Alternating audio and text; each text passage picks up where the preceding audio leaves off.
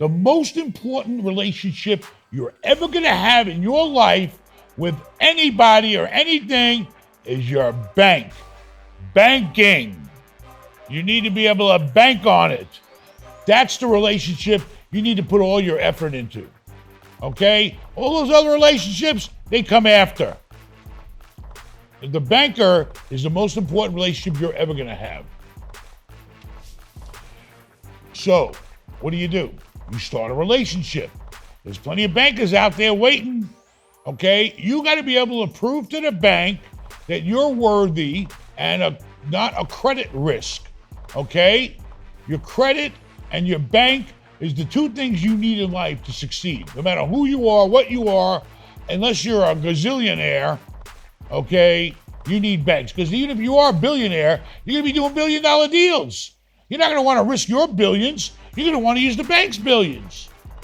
So if you want to have a good relationship, you need to sit down with a banker, okay? That's the most important thing. Because without them, you are never going to grow. You're never going to have shit, okay? You sit around, you pay off this property. Oh, I don't own nothing on this property. Well, then you're a schmuck, okay? Because you're never going to grow. Sitting around not owing nothing just keeps you in that position. You're never going to grow. Okay, if you go out and you buy something for $100,000, you're going to pay the bank $250 a month. Now you got to go out with that $100,000 and make it into $200,000. People do it every day. Every single day. There are people out there buying something and making plenty of money with the bank's money. And if you only got $100,000 in the bank, what do? Risk every goddamn dime you got? Listen, go to the bank and get a relationship, okay? Whatever it takes, they'll tell you what it takes. It's easy. It's not like a woman. They'll tell you right off the bat, this is what I need to have me in a relationship. With the women, you got to guess half the time. And once you got the bank's relationship, everybody wants to have a relationship with you. So go to the bank, give them whatever they want, show them who you are, and build that relationship. And you don't start at the top. You know, it took me time. When I first started, I started down here. You know, I had a borrowing ability of maybe a couple of $100,000. All right? And then you do that for a while. Then a couple of hundred turned into a couple of million. All right? And then a couple of million hopefully turned into 20 million. And so on, as high as you want to go. But you got to start at the bottom and work your way up. But without the bank, you're not going to make it very far, I'm going to tell you right now. Everyone in the bank's mind or eyes has a value. You're a value, okay? It may sound cold, it may sound impersonable, it's business.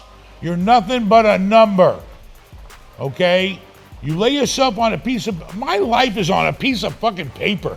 One page tells the bank my whole life, your personal financial statement, all right? And that's what you want to target in life and growing.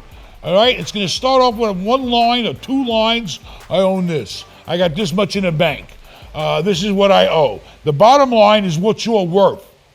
Okay, that's what they look at. So you need to develop a personal financial statement of your life. Keep track of everything you got, everything you owe, and what are you worth.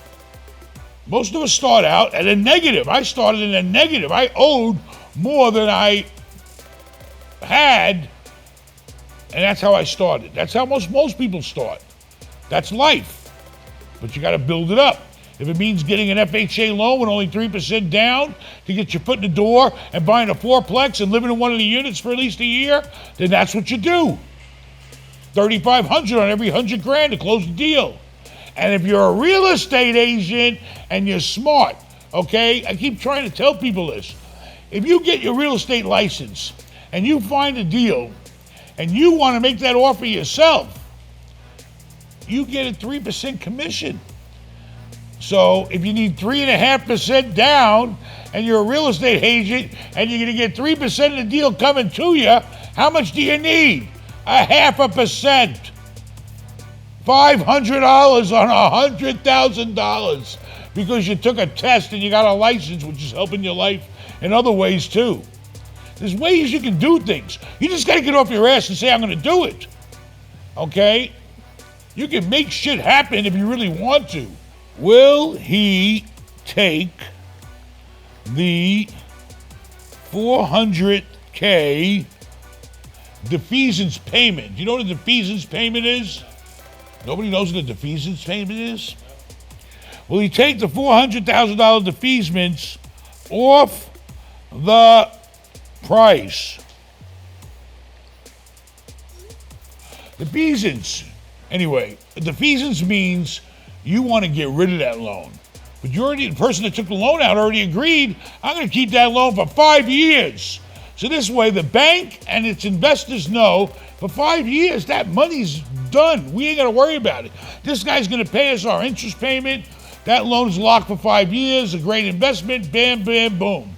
And he probably gave him a good loan because he guaranteed him 5 years. But let's say something happens. The guy wants to sell a property. The guy needs money, whatever. He needs to get rid of that loan. Well, the only way to get rid of that loan is there's a defeasance clause in the loan documents that give you the right to pay them off, but with a nice stiff penalty. Basically, a lot of it is calculated to how much time is left on that loan that they would have made. So that when you defease a loan, you're giving them all the money they would have made over the next 5 years or whatever in the future now. How could they turn that deal down? They're getting all their money they would have made instead of waiting 5 years. But you get out of the loan, and hopefully you had a damn good reason for defeasing that loan.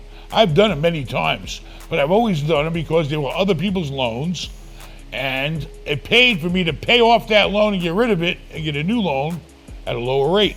And there's a whole calculation on how to determine what the defeasance payment is. Typically, it's tied to the 10-year Treasury note. And you got to pay the spread. So you go out and you buy the bonds, and then you pay the spread to add to the bonds, and then they guarantee that money.